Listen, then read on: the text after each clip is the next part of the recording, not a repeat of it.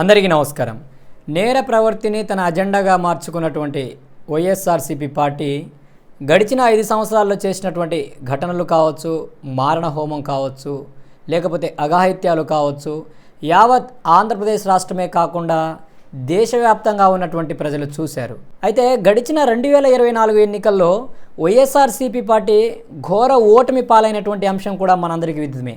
అయితే ప్రజల్లోకి ఏ విధంగా వెళ్ళాలో అర్థం కాక తిరిగి ప్రజల యొక్క గౌరవాన్ని, ప్రజల యొక్క నమ్మకాన్ని ఏ విధంగా చొరగొనాలో అర్థం కాక రాష్ట్ర వ్యాప్తంగా అల్లర్లను సృష్టించి, కొత్త అల్లర్లను రేకెత్తించి, ప్రజల మధ్య వైషమ్యాలను, వైరుధ్యాలను సృష్టించి వాటితో రాజకీయ పబ్బం గడుపుకోవాలనేటువంటి అంశం ఏదైతే ఉందో ఇది నిజంగా ఒక సిగ్గుపడాల్సినటువంటి అంశం. ఏదైతే ప్రజల మధ్య ఉన్నటువంటి చిన్న చిన్న వైషమ్యాలను, వ్యక్తిగత తగాదాలను, వ్యక్తిగత వ్యవహారాలను గొడవలుగా మార్చి వాటిలో రాజకీయాన్ని జొప్పించి, పార్టీల రాజకీయాన్ని చొప్పించి ఇది వైఎస్ఆర్సీపీకి టీడీపీకి మధ్య జరుగుతున్న యుద్ధమని, లేకపోతే తెలుగుదేశం పార్టీ నాయకులు వైఎస్ఆర్సీపీ నాయకుల మీద దాడులకు పాల్పడుతున్నారని, వైఎస్ఆర్సీపీ కార్యకర్తల మీద తెలుగుదేశం పార్టీకి చెందినటువంటి కార్యకర్తలు దాడులకు పాల్పడుతున్నారని ఒక రకమైనటువంటి సింపతిని క్రియేట్ చేసి ప్రజలను మరోమారు మభ్యపెట్టి మోసం చేయడానికి జగన్మోహన్ రెడ్డి గారు మరొక కొత్త అవతారాన్ని ఎత్తారనేది చాలా క్లియర్ కట్గా గడిచిన 10 రోజులుగా జరుగుతున్నటువంటి కార్యకలాపాలు ఏవైతే ఉన్నాయో చాలా స్పష్టంగా అర్థమవుతా ఉంది. జగన్మోహన్ రెడ్డి గారు ఇప్పటికైనా మీ ఆలోచన విధానాన్ని మార్చుకొని ప్రజల నాడీ వ్యవస్థను, ప్రజల యొక్క ఆలోచన తీరును, ఆంధ్రప్రదేశ్లో ఉన్నటువంటి స్థితిగతులకు అనుగుణంగా ప్రజా సమస్యలపై పోరాటం చేయడానికి పూనుకోండే తప్ప ప్రజల మధ్య వైషమ్యాలను రెచ్చగొట్టి, ప్రజలను ఇరకాటంలో పడేసి, ప్రజల మధ్య గొడవలను సృష్టించి, ప్రభుత్వాన్ని ఇరకాటంలో పడేసి ప్రభుత్వం మీద పెత్తనం చలాయించాలనేటువంటి మీ యొక్క ఆలోచన విధానం ఏదైతే ఉందో అది నిజంగా చాలా బాధాకరం. ఈరోజు వినుకొండ పట్టణానికి సంబంధించినటువంటి ఘటన కావచ్చు, జిలానీ రసీదులకు మధ్య జరిగినటువంటి ఘటన మనం అందరం చూసాం. అది ఒక వ్యక్తిగత వ్యవహారంతో జరిగినటువంటి ఘటనే తప్ప దీంట్లో ఎటువంటి రాజకీయ కోణం లేదనేది మనందరికీ విదితమే. గతంలో అదే జిలానీ, అదే రసీదు, అదే వైఎస్ఆర్సీపీ పార్టీలో కార్యకర్తలుగా, నాయకులుగా చలామణి అయ్యారు. వారిరువురు కూడా గతంలో వైఎస్ఆర్సీపీ పార్టీలో చాలా క్రియాశీలకంగా పనిచేశారు. చాలా అనేక కార్యక్రమాల్లో కూడా జగన్మోహన్ రెడ్డి గారితో కూడా కలిసి పాల్గొన్నారు. అలా వైఎస్ఆర్సీపీ పార్టీలో సేవలను అందిస్తున్నటువంటి తరుణంలో వారి ఇరువురి మధ్య వ్యక్తిగత భేదాభిప్రాయాలు రావడం, లేకపోతే వ్యక్తిగతంగా ఆధిపత్యానికి సంబంధించినటువంటి పోరు కావచ్చు, ఇలా అనేక అంశాల్లో వారిద్దరూ విభేదించడంతో ఎవరైతే జిలానీ అనేటువంటి వ్యక్తి ఎవరైతే ఉన్నారో తెలుగుదేశం పార్టీలో చేరారు ఎన్నికలకు ముందు. అయితే ఈరోజు ఆయన చేసినటువంటి అఘాయిత్యం ఏదైతే ఉందో, నడి రోడ్డుపై మరొక వ్యక్తి ఏదైతే రసీద్ అనేటువంటి వ్యక్తిని చంపినటువంటి ఘటన పూర్తిగా తన వ్యక్తిగతమే తప్ప దీంట్లో రాజకీయ కోణం లేదు. కేవలం వైఎస్ఆర్సీపీ పార్టీ తన యొక్క పబ్బం గడుపుకోవడం కోసం, తిరిగి ప్రజలలో సానుభూతి క్రియేట్ చేసుకోవడం కోసం, లేకపోతే ప్రజల్లో మళ్ళీ ఒక నమ్మకాన్ని చొరగొనడం కోసం ఒక కొత్త రకమైనటువంటి డ్రామాను మొదలు పెడుతుందే తప్ప దీంట్లో ఏ మాటికి కూడా రాజకీయ కోణం లేదనేది వాస్తవం. అలానే పొంగనూరుకి సంబంధించినటువంటి ఘటనకు సంబంధించి మనం ఒక్కసారి మాట్లాడుకునేటువంటి ప్రయత్నం చేస్తే, ఎవరైతే పెద్దిరెడ్డి తనయుడు మిథున్ రెడ్డి ఎంపీ గారు ఎవరైతే ఉన్నారో ఈరోజు పొంగనూరుకి వెళ్ళేసి తెలుగుదేశం పార్టీకి సంబంధించినటువంటి కార్యకర్తలను కావచ్చు, లేకపోతే బీజేపీ పార్టీకి సంబంధించినటువంటి కార్యకర్తలను కావచ్చు, లేదా జనసేన పార్టీకి సంబంధించినటువంటి కార్యకర్తలను కావచ్చు రెచ్చగొట్టి కవ్వింపు చర్యలకు పాల్పడతా ఉన్నారు. ఈరోజు తెలుగుదేశం పార్టీ అలానే కూటమి పార్టీలకు సంబంధించినటువంటి కార్యకర్తలకు, నాయకులకు కూడా నేను ఒకటే విజ్ఞప్తి చేస్తూ ఉన్నాను, మీరు సంయమనం పాటించండి.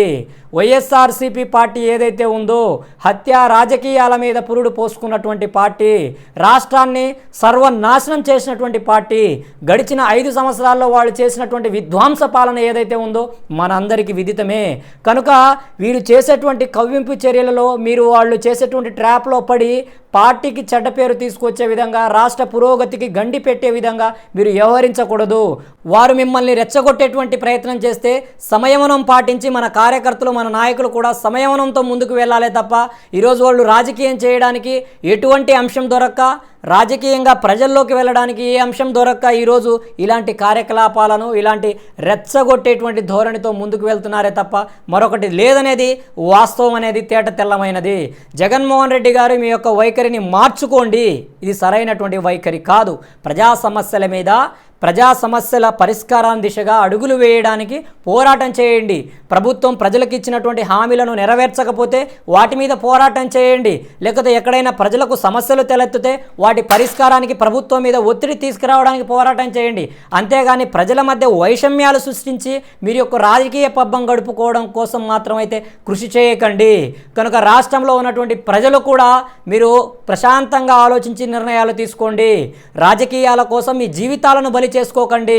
రాష్ట్ర వ్యాప్తంగా ఉన్నటువంటి 175 నియోజకవర్గాల్లోని ప్రజలు కూడా పార్టీలు, కులాలు, జాతులకు అతీతంగా గతంలో మీ మధ్య ఎటువంటి భేదాభిప్రాయాలున్నా, ఏవైనా వ్యత్యాసాలున్నా వాటన్నిటిని పక్కన పెట్టి రాష్ట్ర పురోగతిలో మీరందరూ భాగస్వాములై ముందుకు నడవండే తప్ప మీ యొక్క వ్యక్తిగత వ్యవహారాలను పార్టీలకు రుద్ది ఆ యొక్క హత్యా రాజకీయాలు, హత్యా ప్రవృత్తుల వైపు వెళ్ళకూడదనేది నేను ఒకటే విజ్ఞప్తి చేస్తూ ఉన్నాను. ఇలా రాష్ట్ర వ్యాప్తంగా కూడా అనేక నియోజకవర్గాల్లో ఇదే పరిస్థితి దాపురించా ఉంది. వైఎస్ఆర్సీపీ పార్టీకి చెందినటువంటి ప్రధాన నాయకులు ఎవరైతే ఉన్నారో రాజకీయంగా పబ్బం గడుపుకోవడం కోసం ప్రజల మధ్య వైషమ్యాలను రెచ్చగొడతా ఉన్నారు. ప్రజల మధ్య గొడవలను సృష్టించేటువంటి ప్రయత్నం చేస్తూ ఉన్నారు. అల్లర్లు సృష్టించేటువంటి ప్రయత్నం చేస్తూ ఉన్నారు. కనుక అలాంటి నాయకులను తక్షణమే ప్రభుత్వం కూడా గుర్తించి వారి మీద చట్టపరమైన చర్యలు చేపట్టే దిశగా అడుగులు వేయవలసినటువంటి బాధ్యత ఉంది. ఈరోజు మిథున్ రెడ్డి గారు ఏదో అమాయకుడు వలె, ఏది తెలియనటువంటి వ్యక్తి వలె, ఏ అరాచకం చేయనటువంటి వ్యక్తి వలె ఈరోజు మాటలు వల్ల వేస్తూ ఉంటే సిగ్గనిపిస్తూ ఉంది. ఏదైతే పుంగనూరులో జరిగినటువంటి ఘటన మనందరికీ విదితమే. నారా చంద్రబాబు నాయుడు గారు పుంగనూరు పర్యటనకు సంబంధించి వెళ్ళినప్పుడు ఆయన కాన్వాయ్ని అడ్డుకొని ఆయన మీద రాళ్లు దాడి చేసినటువంటి ఘటనలు మీరు మర్చిపోయారా? సాక్షాత్తు ప్రస్తుత ముఖ్యమంత్రి, ఆనాడు మాజీ ముఖ్యమంత్రిగా ఉన్నటువంటి వ్యక్తి, ఒక Z+NSG ప్రొటెక్టివ్ అయినటువంటి వ్యక్తిని మీరు పుంగనూరులోకి రానివ్వకుండా అడ్డుపడి ఆయన మీద దాడి చేసినటువంటి ఘటనలు మీరు మర్చిపోయారా?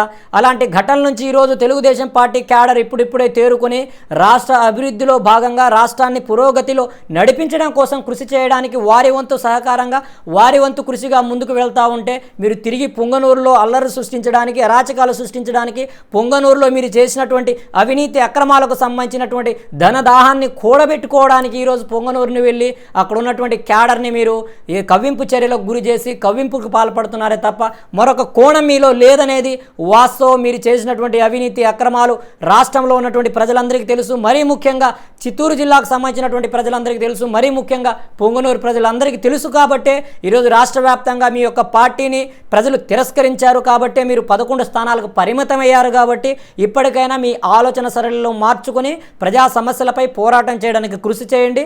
ప్రజల సమస్యలకు పరిష్కారం చూపడానికి కృషి చేయండి తప్ప ప్రజల మధ్య వైషమ్యాలను సృష్టించడం కోసం, అరాచకాలు చేయడం కోసం మీరు ఈ విధంగా ముందుకు వెళ్తే తప్పకుండా రాష్ట్రంలో ఉన్నటువంటి కూటమి ప్రభుత్వం, ఎన్డీఏ ప్రభుత్వం మీ మీద తగిన చర్యలు చేపడుతుందని కూడా నేను సందర్భంగా మిమ్మల్ని హెచ్చరిస్తా ఉన్నాను.